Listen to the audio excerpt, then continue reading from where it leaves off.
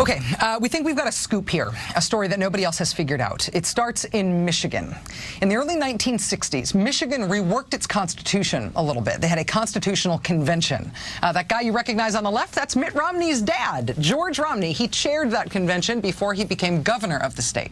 Now, one of the reasons they had this constitutional convention back then, one of the things they thought needed tinkering with in their state constitution, was a specific question about when bills that were passed in Michigan would become law. So once something is passed, when does it become effective? This is the language that they settled on. Quote, "No act shall take effect until the expiration of 90 days from the end of the session at which it was passed."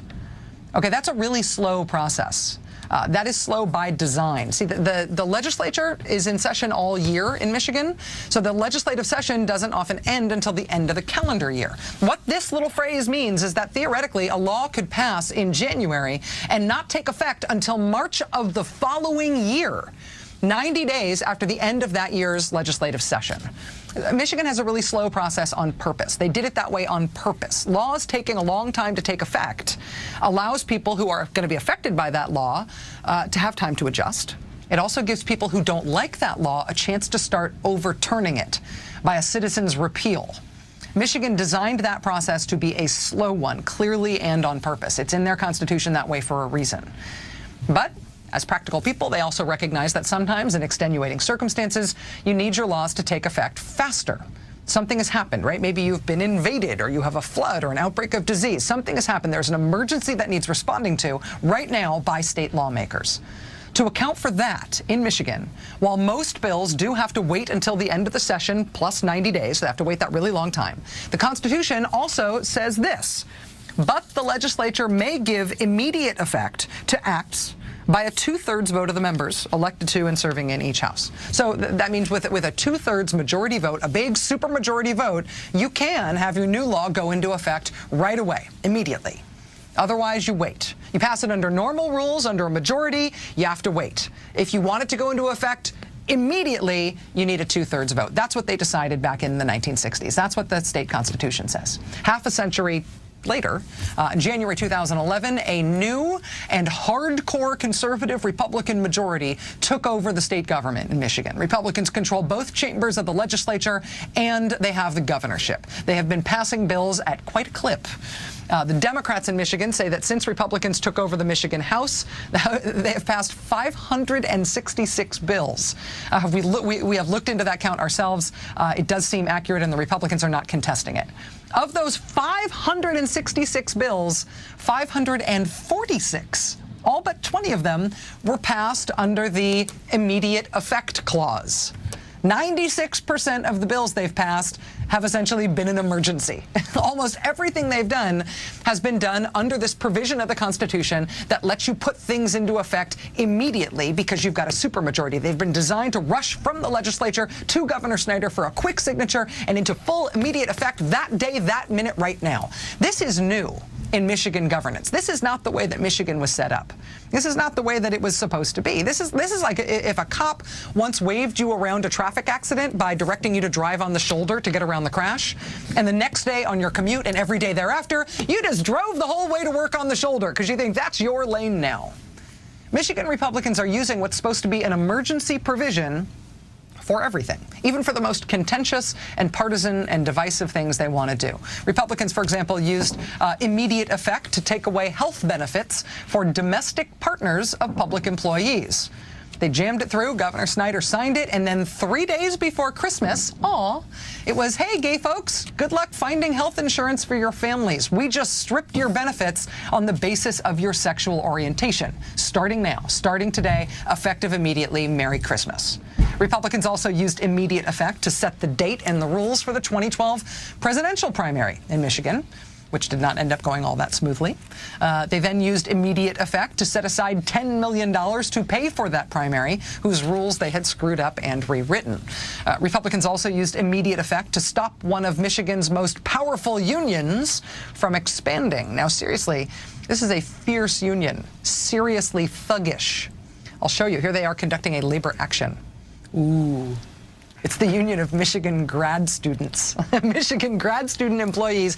Here they are staging a grade-in so everybody can see them at work, grading papers from the classes that they teach. Are you afraid when you see this? Are you scared of their vicious union thugliness?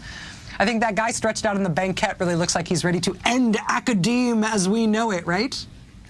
When these fearsome graduate students asked the state for permission to consider including more grad students in their union, Michigan Republicans went into emergency mode. They used the emergency immediate effect thing to hustle through a bill to block them. They hustled it through last month under immediate effect. So immediate, in fact, that Governor Snyder signed the law against grad students' union rights an hour and a half before the state hearing that could potentially have said yes to what the grad students' union wanted to do. And never mind your little democratic process. Republicans are in charge now. Nobody gets a hearing. Nobody gets a vote. Grade this. You might recognize the sponsor of the bill to stop the grad students union. He's Representative Al Pashulka, the Republican freshman who represents a town called Benton Harbor in Michigan. In this picture, he is celebrating the signing of another bill he sponsored, the state's revamped emergency manager law. That is the law that we have been covering for a year now. It's the law that lets the state take over your town, overrule anything or anyone you voted for in your local elections. It's the law that says Michigan Republicans, Governor Rick Snyder, can strip democracy from your town if they want to. It's the law that let the state take control of Mr. Pashulka's Benton Harbor. Under this emergency manager law, the state installs a single unelected manager who is free to fire all the elected officials, sell off the town's assets, move to dissolve the town, cancel contracts, almost anything the manager wants to do. This emergency manager person just has unilateral control. In Michigan now, a long list of cities and school boards are being run this way. They're not being run as democracies anymore. They are being run as something much closer to dictatorships. And I realize that's a very inflammatory word, but frankly, that's what it is when you have somebody in charge who has unilateral authority to do whatever he or she wants. That is autocracy. That is dictatorship.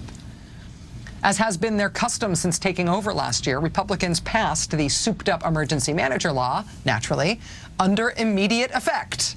They passed it on March 15th last year. The next day, the governor signed it, and it took effect right then, immediate effect. And then less than a month later, Benton Harbor's emergency manager seized all power in Benton Harbor, took power from the town's elected mayor and elected commission. In the span of 1 month, starting with a bill sponsored by Benton Harbor's own representative, Michigan Republicans routed the democracy of that mostly poor, mostly African-American Michigan town. And they were just getting started. The new emergency manager law is the reason that Pontiac, Michigan, got its own new boss, who joked about himself being the tyrant in Pontiac.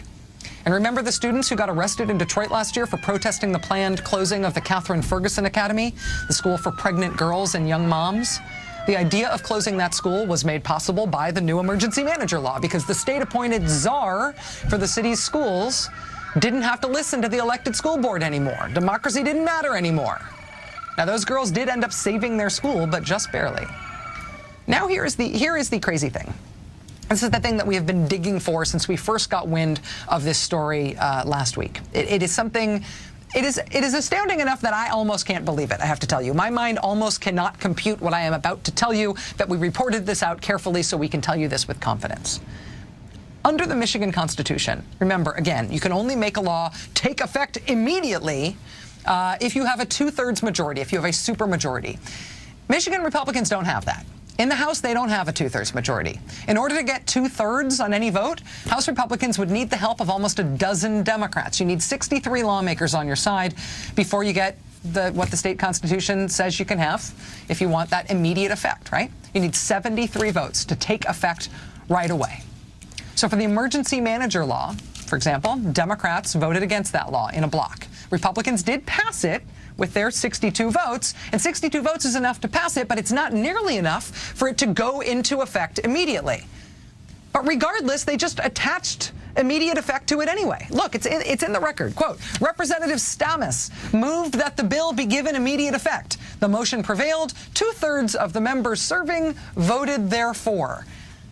That did not happen.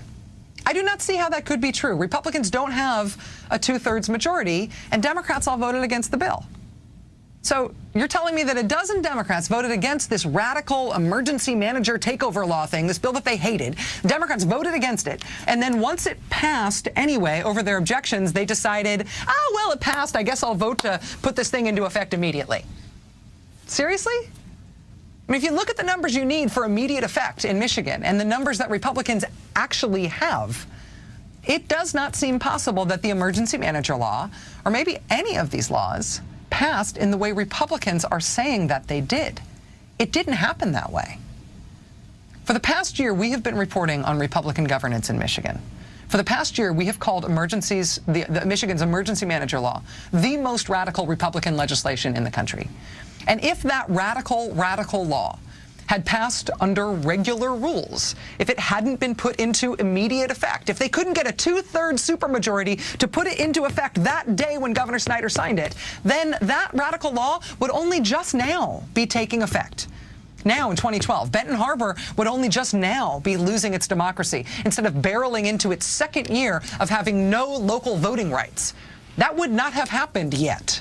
It appears that it should not have happened. Those pregnant girls wouldn't have been arrested trying to save their school in Detroit. The law would only be going into effect, like, as of last week. The city of Detroit would not have been in the position of choosing between handing the state oversight of its finances, as it did yesterday, or facing an involuntary takeover. If you are an African American living in Michigan, there is a 50-50 chance that this year the state of Michigan has considered scrapping your right to vote, scrapping your right to elect local officials to represent you. What Governor Rick Snyder and Michigan Republicans have done is radical beyond radical. And if it is true that the law should not have even been in effect all of this time, if it is true that Republicans circumvented democracy in the legislature too, then what do you call that? It's radical beyond radical beyond radical. It's revolutionary even, but not in a romantic way. You could call it bullpucky, and I can tell you now that finally somebody has. Michigan House Democrats have sued the House of Representatives. And specifically, they have sued the Republicans in the House of Representatives. The Democrats say that Republicans are denying them the right to vote in the legislature. It's not just for Benton Harbor anymore, it's for the whole state. Democrats have begun demanding roll call votes to see whether Republicans have this 2/3 majority that they claim. They are demanding an actual count to see if they have all 73 votes that the Republicans would need for these laws to go into immediate effect. This is a picture of the Democrats demanding a vote like that last week, demanding it and not getting it. We asked the Michigan Democrats if they could provide us with an example of the way that Republicans are running the House, saying that they've got a 2/3 majority when it seems impossible that they do. And they sent over this clip from last month. Now, this is amazing. What's happening here, the context here, is that Republicans have just passed a measure making it harder to get a repeal on the ballot, to get a citizen's repeal on the ballot. So, as you know, Michigan Democrats want to repeal that emergency manager law, right? Republicans, therefore, are trying to unilaterally change Michigan law to make it harder to repeal it. And naturally, they want that to take effect right away. Watch. The Speaker recognizes Majority Floor Leader Stamas. Thank you, Mr. Speaker. Move for immediate effect. Speaker, the Majority Floor... The Majority Floor Leader has requested a record roll call vote. All those in favor, please rise. I'm sorry. The Majority Floor Leader has requested immediate effect. All those in favor, please rise. Immediate effect is ordered.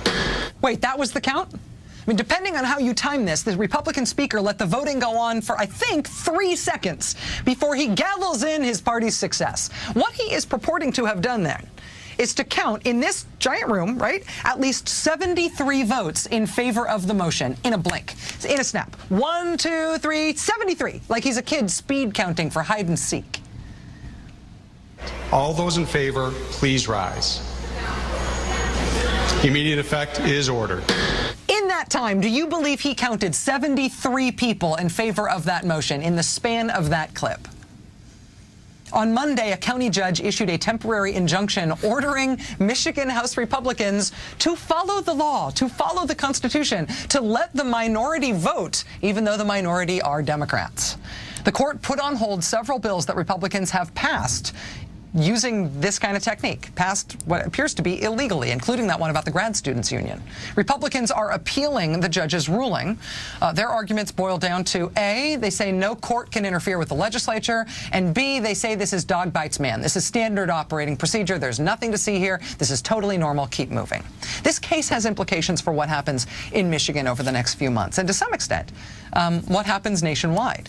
Michigan Republicans are now considering a law that would make it much harder to register to vote in the state.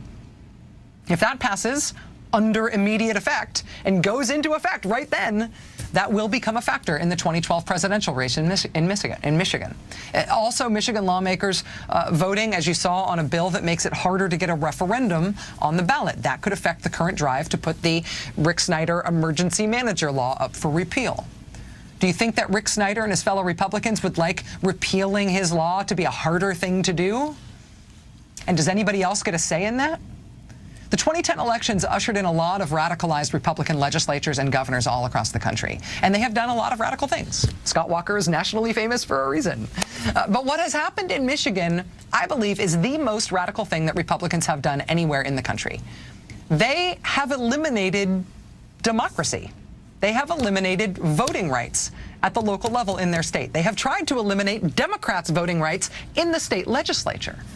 Whether you're on the left or you're on the right or you're in the center or if you don't particularly care about politics, if all you care about is that we have a form of government in this country called democracy, we vote. If you care about the idea that we still use voting here, we still use democracy, if you care about the Constitution, frankly, Michigan ought to have a flashing red light siren on it right now. Thank you for being with us tonight. Now it's time for the last word with Lawrence O'Donnell.